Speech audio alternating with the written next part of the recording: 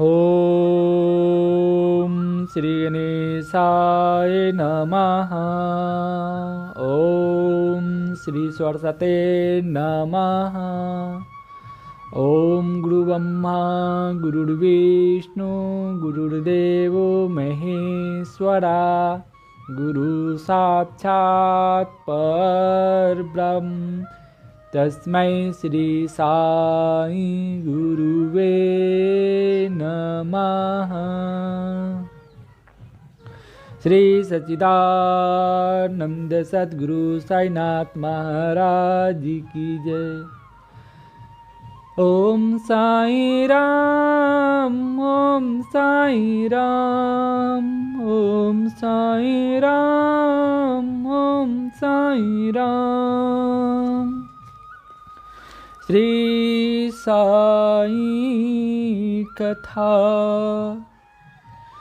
श्री साई सचरित्र का पहले अध्याय का शिक्षा ये है कि साईं बाबा जीवन देते हुए दिखाई दे रहे हैं। जीवन देना यानी मानव जन्म को तत्काल मृत्यु से बचाकर उम्र को बढ़ाना। मानव जन्म प्राप्त होने के बाद ही पता चलता है कि हम सबको ईश्वर की प्राप्ति करना है। साईं बाबा मृत्यु से अमृत की ओर ले चलने का प्रयास कर रहे हैं। तुम आओ, मेरी शरण में आओ, मैं तुम्हें इस जन्म मृत्यु के चक्र से निकाल कर अमर लोक में पहुंचा दूंगा, जहां से फिर वापस लौटना नहीं होता। लेकिन इसके लिए, इसके पथ पे चलने के लिए तुम्हें भक्ति, सत्कर्म, ज्ञान यानी कि गुरु, इन तीनों को एक साथ पकड़कर चलना होगा। चक्की की दो पार्टों में नीचे का पार्ट सत्कर्म और ऊपर के पार्ट भक्ति, दंड यानी ज्ञान, और यही तीन को बहुत ही सावधानी से समझने की आवश्यकता है। नहीं तो इस संसार रूपी भूल भुलैया में फंसकर, उलझकर न जाने कहाँ पे फेंक दिए जाओगे, फिर तुम स्वयं को ही भूल जाओगे। 84 लाख योनियों में भटकते भटकते तुम्हें ये मानव जन्म प्राप्त हुआ है और इसके महत्व को समझो। ओम साई राम। दूसरे अध्याय की शिक्षा ये है कि गुरु की आवश्यकता क्यों है। गुरु की आवश्यकता को समझो, लेकिन जैसे तैसे को गुरु मत बनाओ। सच्चा सद्गुरु की खोज करो।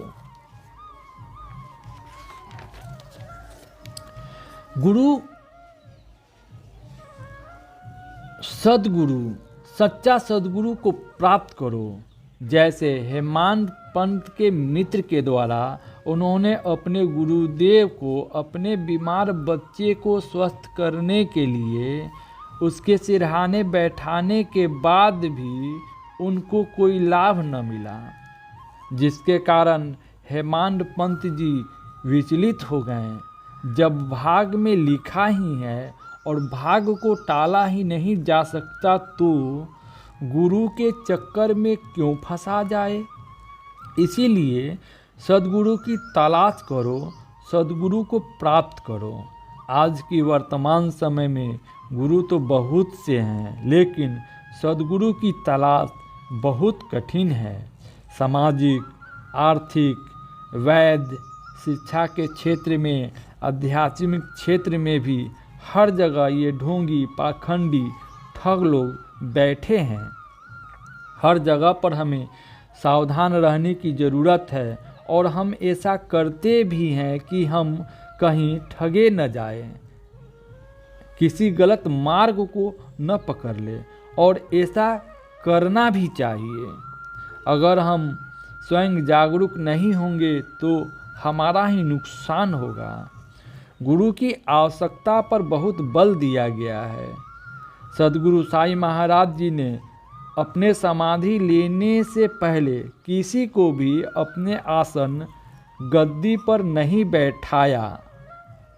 और समाधि लेने के बाद स्वयं सगुण साकार रूप लेकर 1954 में अपने आसन पर विराजमान होकर सारी मानव जाति को बुला रहे हैं। वे कहते हैं, तुम मुझे अपना गुरु मानो, मैं तुम्हारा उद्धार करूंगा।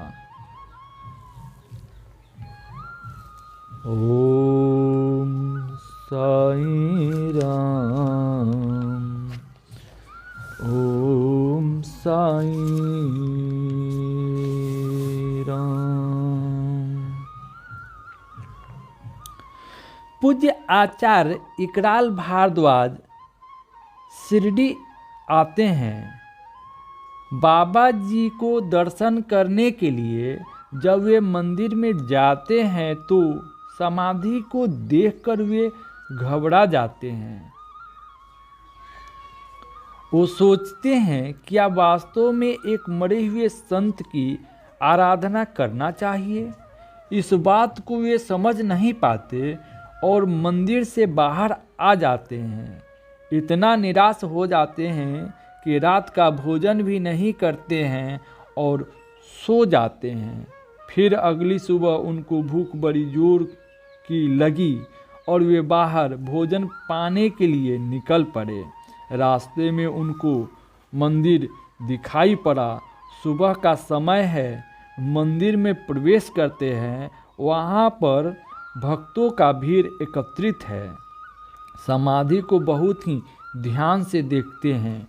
सोचते हैं बाबा कैसे रहे होंगे। बाबा की तस्वीर को देखते हैं, क्या बाबा ऐसे ही रहे होंगे। इसी विचार में सोचते सोचते अचानक वो ध्यान की अवस्था से आगे बढ़ते बढ़ते ध्यान की उच्चतम अवस्था में पहुंच जाते हैं और वे इस अवस्था में 4 घंटा से अधिक बैठे हुए हैं। उनका भाई उनके कंधे पर हाथ रखकर उन्हें हिलाता है और जागृत करता है। 2 दिन रुकने के बाद घर जाते हैं और वहाँ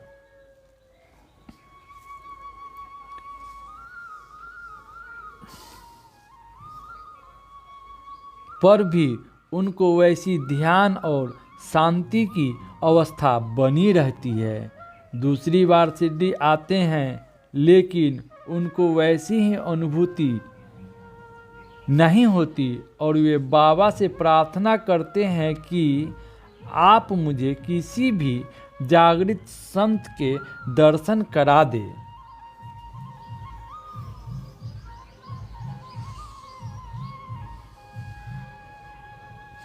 बाबा की भक्ति करते हुए आगे बढ़ते रहते हैं। एक बार वे नैमासारण पहुंच जाते हैं जहां भागवत कथा सप्ताह होती है।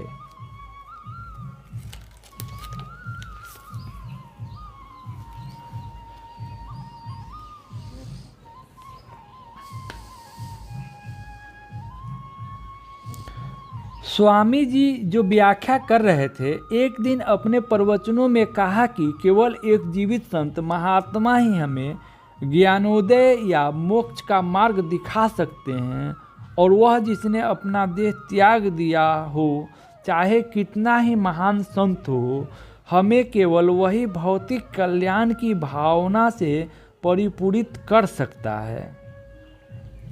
इस बात से ही श्री साईं बाबा की भक्ति पर एक प्रश्न चिन्ह लगा, यद्यपि मैंने इसे छोड़ा नहीं।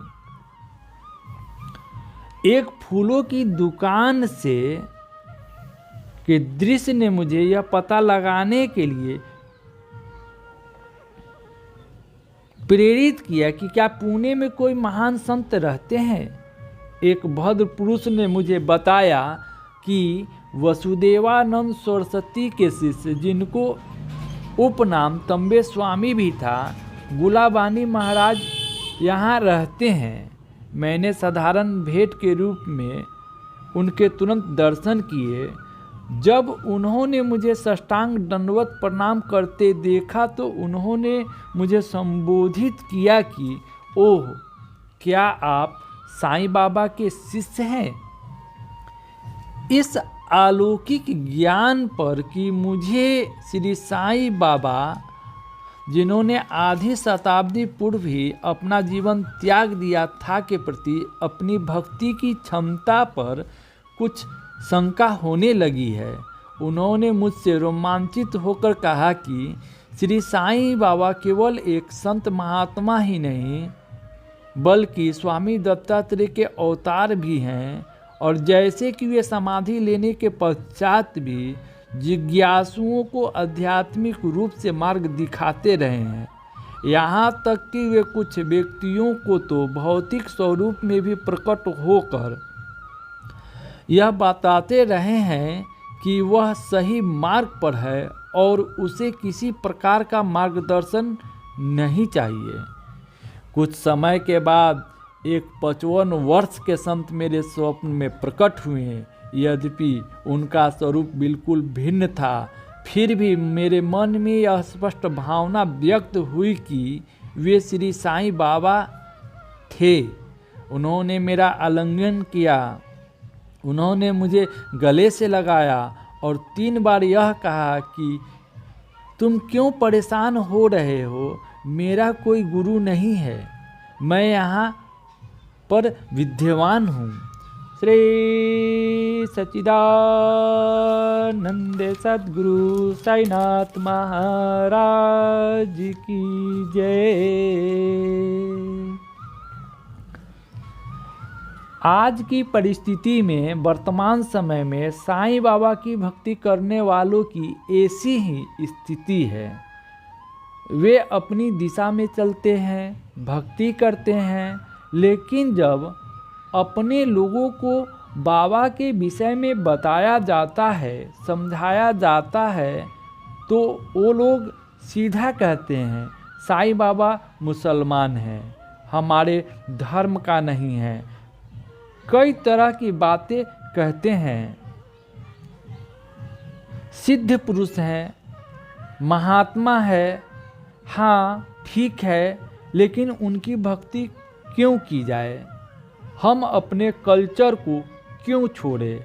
हम अपने भगवान को क्यों छोड़े? ऐसे भ्रमित विचारधाराओं को रखते हैं। आज के वर्तमान स्थिति में इसका प्रचार प्रसार करने वाले लोग कर रहे हैं, गुमराह करने वाले लोग हैं। अनेक तरह से बाबा के विषय में मनमाने ढंग से अफवाह फैलाते हैं, जिससे भक्त भ्रमित हो जाता है। लेकिन ये भ्रमित करने वाले लोगों से भक्त भ्रमित नहीं होता। हाँ, थोड़ी देर के लिए भक्त के विश्वास में उतार चढ़ाव होता है, लेकिन जब हमको सीधा डायरेक्ट लाभ मिलता है, फायदा मिलता है, हाँ यहाँ से हमें मिल रहा है और ये स्पष्ट दिखाई देता है, तो फिर इसका महत्व नहीं रहता कि लोग क्या कह रहे हैं। भारद्वाज जी ने बाबा के विषय में अनेक प्रकार के ग्रंथों से, भक्तों से मिलकर उनकी पूरी जानकारी प्राप्त किया और उसके आधार पर उन्होंने बाबा की भक्ति बहुत अच्छा ढंग से किया और ये भक्ति इस प्रकार से बढ़ी कि वे एक आचार्य के रूप में परिणत हो गए, गुरु बन गए। उनके द्वारा लाखों लोगों को प्रोत्साहन मिला, दिशा मिला और उन्होंने बाबा का प्रचार प्रसार दिल से किया। बाबा के भक्ति के लिए लोगों को प्रेरित किया। इसीलिए हमें अपना ध्यान बाबा के श्री चरणों पे रखना है और उनकी सेवा ही हमारे लिए महत्वपूर्ण है। ओम साईं राम। ओम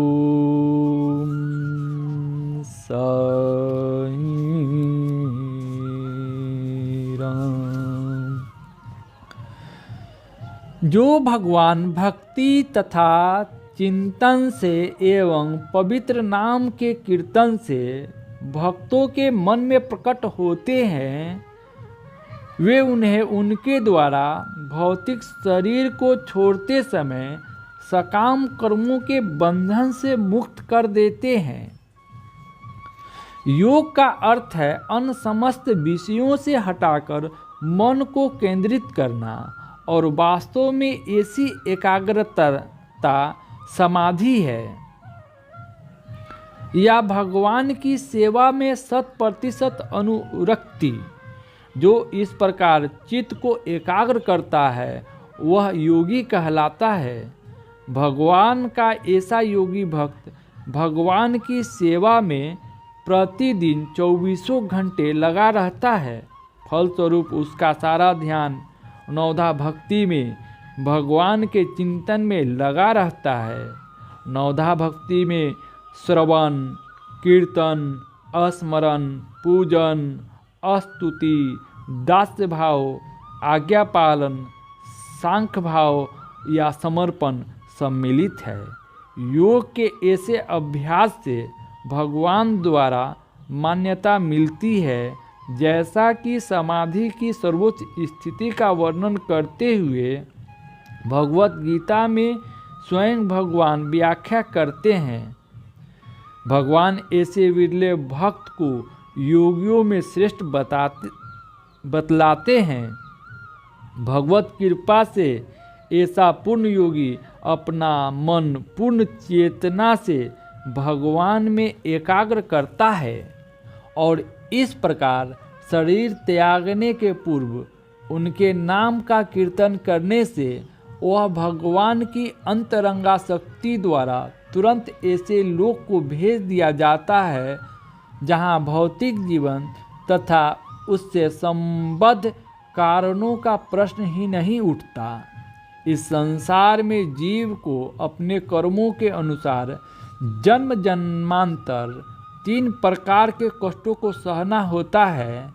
ऐसा भौतिक जीव की स्वाभाविक इच्छाओं के ही कारण उत्पन्न होता है। भगवत भक्ति से जीव की स्वाभाविक इच्छाओं का अंत नहीं हो जाता, अपितु वे भक्ति के सद्कार्य में लग जाती हैं। इससे इच्छाएं वैकुंठ चली जाती है। ओम साई राम।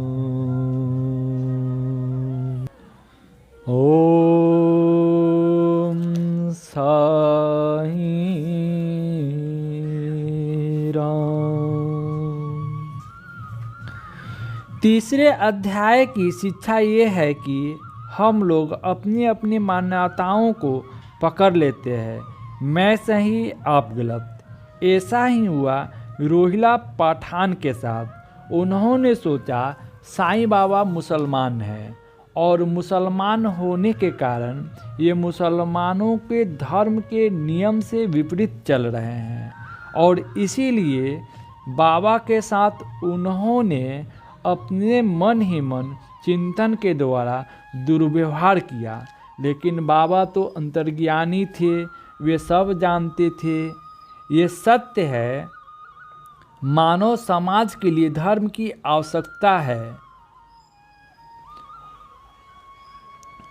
और मनुष्य जहाँ जहाँ पे भी जन्म लेता है या जहाँ पे ईश्वर ने हमें स्थान दिया, यानी हिंदू घर, मुस्लिम घर, सिख, ईसाई, बहुत सारे धर्म हैं, उसका कुछ बैकग्राउंड तो होगा ही, कोई कारण तो होगा ही।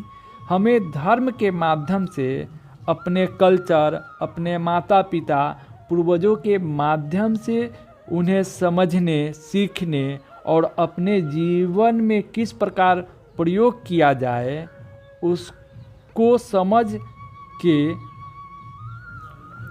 उसको समझने का पूरा मौका मिलता है।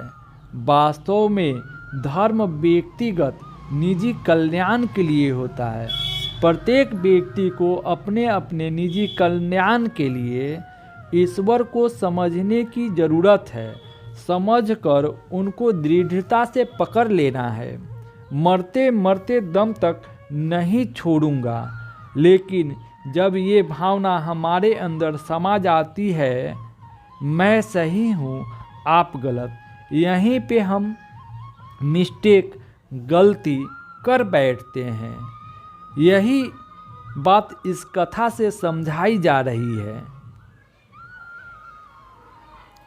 बाबा जी रोहिला पठान दोनों एक साथ रह रहे हैं। रोहिला पठान ऊंची आवाज़ में कलमे पढ़ता है। बाबा जी इसकी छूट देते हैं। अल्लाह अकबर की नारा लगाता है। उसको ये बात समझ में आ जाता है कि बाबा उसका विरोध नहीं कर रहे हैं। वो ये बात समझने को तैयार नहीं है कि मैं जो इस प्रकार से कर रहा हूँ सही नहीं है। हमको किसी को विशेष रूप से समझाने का प्रयास नहीं करना है, स्वयं को समझने का प्रयास करना है और समझकर अपने आचरण में उतारने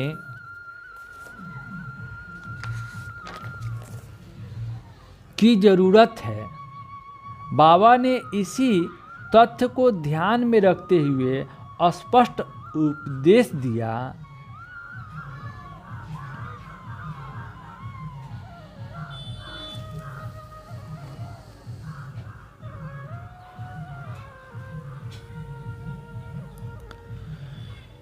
तुम चाहे कहीं भी रहो, जो इच्छा हो सो करो, परंतु यह सदैव स्मरण रखो कि जो कुछ तुम करते हो वह सब मुझे ज्ञात है। मैं ही समस्त प्राणियों का प्रभु और घट घट में व्याप्त हूँ। मेरे ही उदर में समस्त जड़ व चेतन प्राणी समाये हुए हैं। मैं ही समस्त ब्रह्मांड का नियंत्रण करता व संचालक हूँ। मैं ही उत्पत्ति, स्थिति व संहार करता हूँ। मेरी भक्ति करने वालों को कोई हानि नहीं पहुँचा सकता। मेरे ध्यान की उपेक्षा करने वाला माया के पास में फंस जाता है। समस्त जंतु, चींटियाँ तथा दृश्यमान, परिवर्तनमान और अस्थायी विश्व मेरे ही स्वरूप है।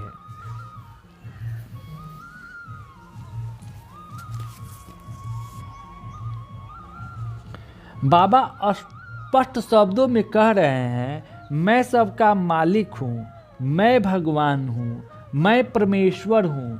हिंदू और मुस्लिम धर्म दोनों ही एक दूसरे के विपरीत धाराओं में चलते हैं। जितना समझने का प्रयास करेंगे उतना ही उलझते जाएंगे। इसीलिए अपने अपने धर्म मत के मतानुसार अपना जीवन जीना ही सही है। अपने अपने दिशा में सभी चले, ये रास्ता सही है और इसी बात को समझना है। मैं सही, आप गलत, आप सही, मैं गलत, इस ओर ध्यान देने की ज़रूरत ही नहीं है। हमें अपने अपने सत्कर्म करने हैं, अपने प्रभु की भक्ति करनी है। ध्यान हमारा अपने मालिक के ऊपर होना ही चाहिए। यही बाबा समझाने का प्रयास कर रहे हैं। एक सूर्य की पूजा करता है, एक चांद को मानता है। वैज्ञानिक कहता है सूर्य जलती हुई आग का गोला है और चांद के पास अपना प्रकाश नहीं है।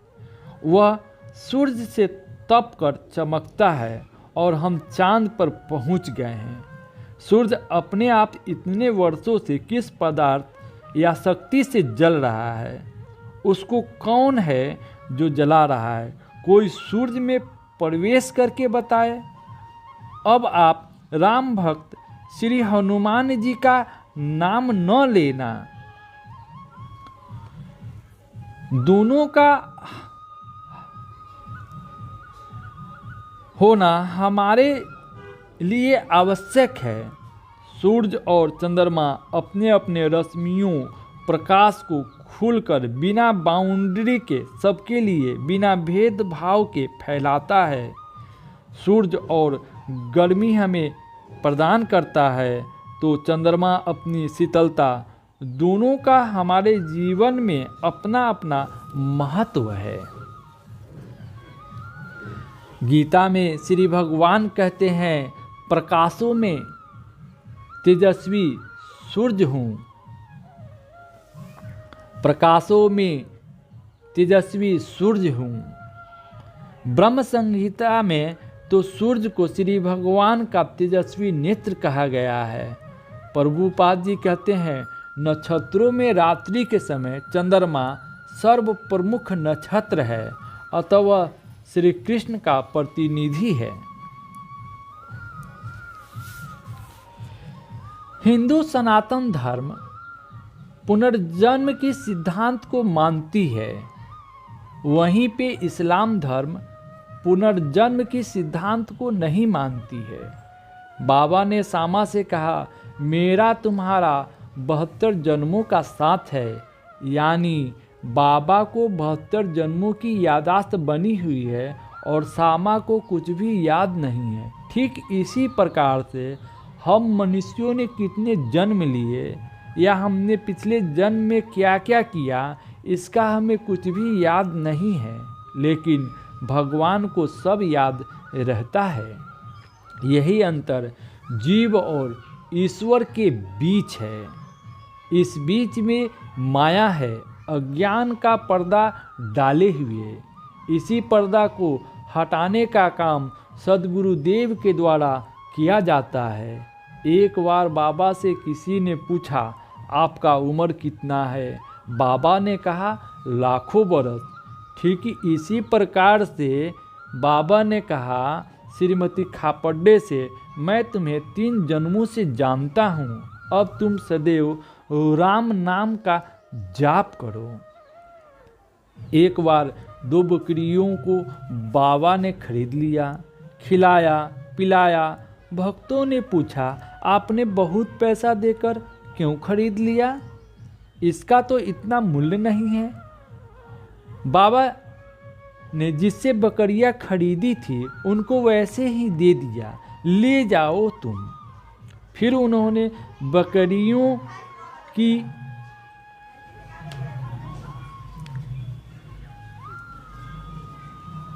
कहानी सुनाई। पिछले जन्म में इस प्रकार से, इस तरह से मेरा इसका साथ था। फिर चैन बसप्पा, मेढक और सर्प बनने की कहानी। हर जगह पे जन्म मृत्यु, हर जगह पे जन्म मृत्यु। एक सन्यासी जो आया था शिरडी में, उससे 7 दिनों तक एक नाथी भागवत की पाठ करवाया। फिर उसका शिरडी में ही स्वर्गवास हो गया। उसके अगले जन्म को बाबा ने रोककर उसे ईश्वर में ध्यान एकत्रित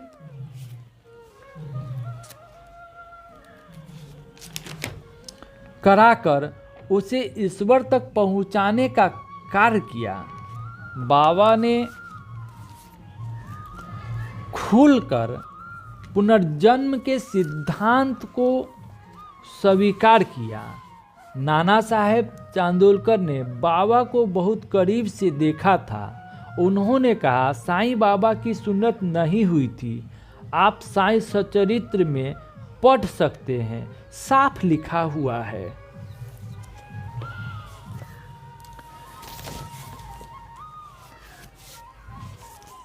साईं बाबा का अवतार धरती पर हुआ अपने भक्तों के लिए। वे आज भी अपने भक्तों को खोज रहे हैं स्वयं से।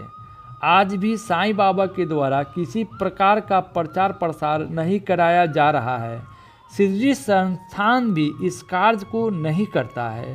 वो सिर्फ वहाँ पे मंदिर की देख रेख, आने वाले भक्तों को दर्शन की सुविधा प्रदान कराता है। जब बाबा की सुन्नत ही नहीं हुई थी तो उनको मुसलमान कैसे माना जाए? हाँ, उन्होंने मुसलमान का सा भेष रूप लिया था। उन्होंने स्वयं को उस रूप में छुपाया था अभक्तों से बचने के लिए उन्होंने पहले से लेकर आज तक आगे भी अपने भक्तों को खोज कर उनसे अपनी साधना करवाते हैं, उन्हें सच्चे मार्ग पे लगाते हैं। बाबा के द्वारा किसी भी व्यक्ति को अपने धर्म परिवर्तन करने की आवश्यकता नहीं है। आप जहाँ हो, जिस स्थिति में हो, वहीं पे रहो, लेकिन मानो मुझे दिल से। हेमांत पंत के यहाँ बाबा चित्र तस्वीर के रूप में पहुँचते हैं। वो चित्र किस प्रकार हेमांत पंत जी के यहाँ पहुँचता है, इसकी कथा साईं सचरित्र में है। इस्लाम धर्म मूर्ति क्या चित्र तक की आवश्यकता को इस्लाम धर्म में मूर्ति क्या चित्र तक की आवश्यकता नहीं है। यहाँ हिंदू धर्म में मूर्ति पूजन, चित्र और इस सगुण साकार ईश्वर आराधना का विशेष महत्व है। ओम साईं राम।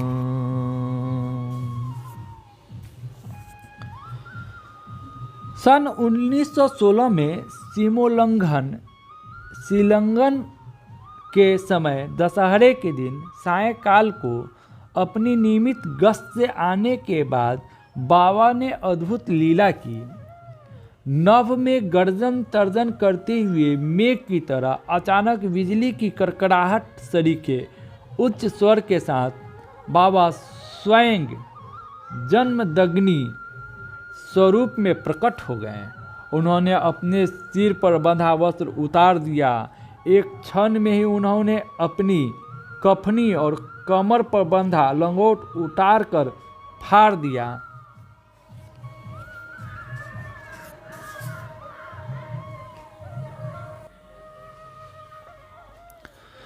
जैसे ही उन्होंने उसके टुकड़े टुकड़े करके जलती हुई धूनी में फेंके तो धूनी तुरंत ही भड़क गई।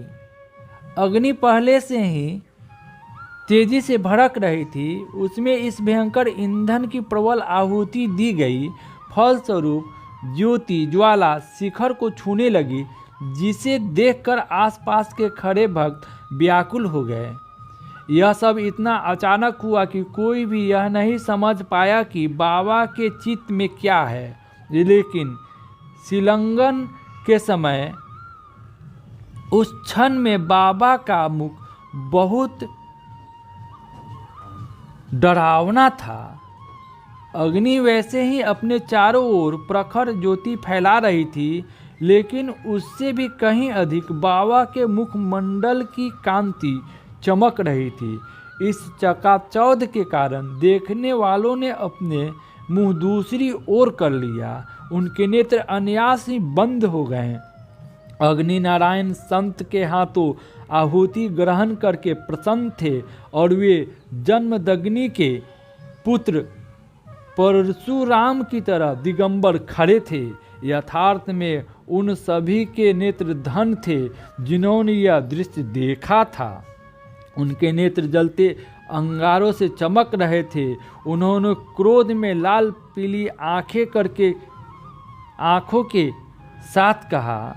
उनके नेत्र जलते अंगारों से चमक रहे थे। उन्होंने क्रोध से लाल पीली आंखों के साथ कहा, अब पूर्ण निश्चय कर लो कि मैं हिंदू हूँ या मुसलमान।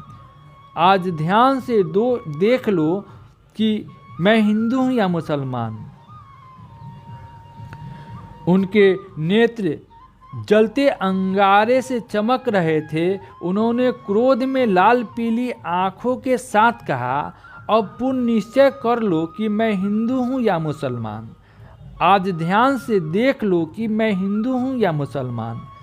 बाबा ने गर्जना करते हुए कहा, जब तक तुम संतुष्ट न हो मन में, तब तक निश्चय कर लो और अपनी सभी शंकाओं को दूर कर लो।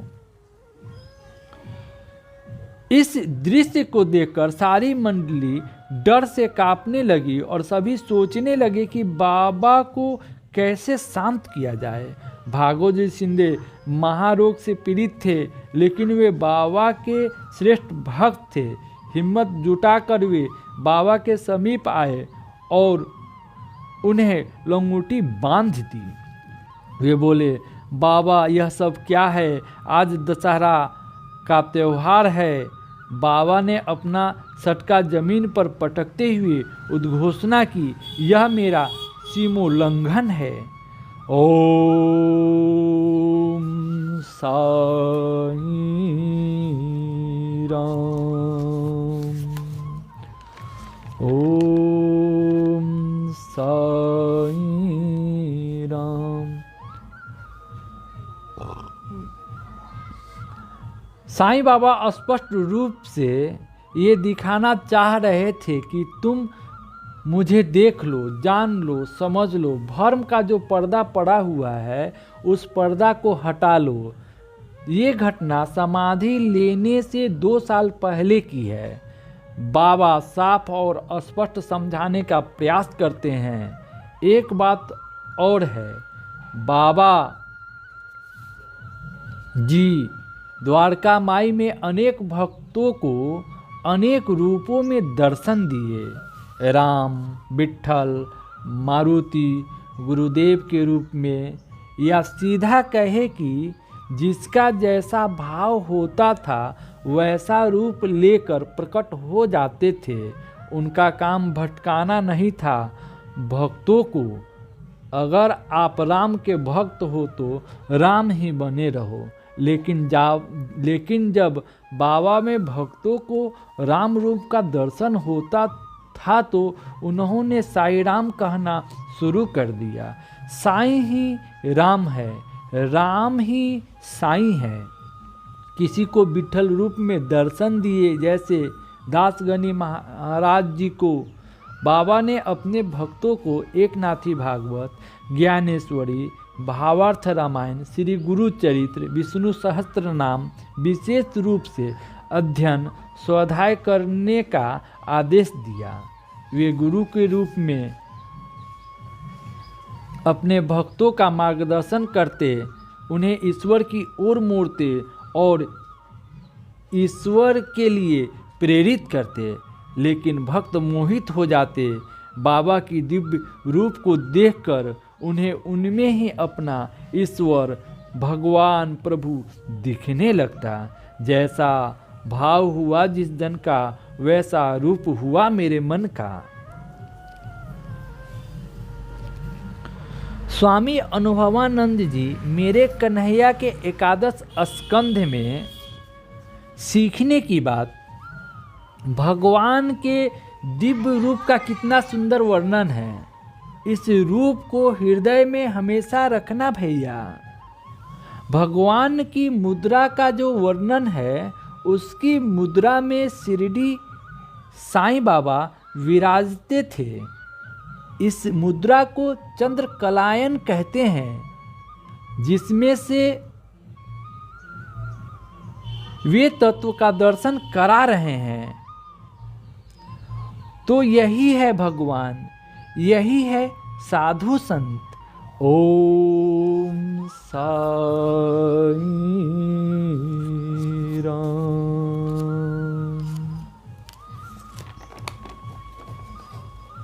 अगर हम सभी एक दूसरे का सम्मान न करें तो हमारे पास बचेगा क्या? प्रेम भरा सेवा, निष्कपट, निस्वार्थ का सेवा, यही हमारी जीवन की उपलब्धि है। सेवा से ही हम ईश्वर को प्रसन्न कर सकते हैं। लेकिन ईश्वर के द्वारा बनाई गई सारी प्राणियों का सेवा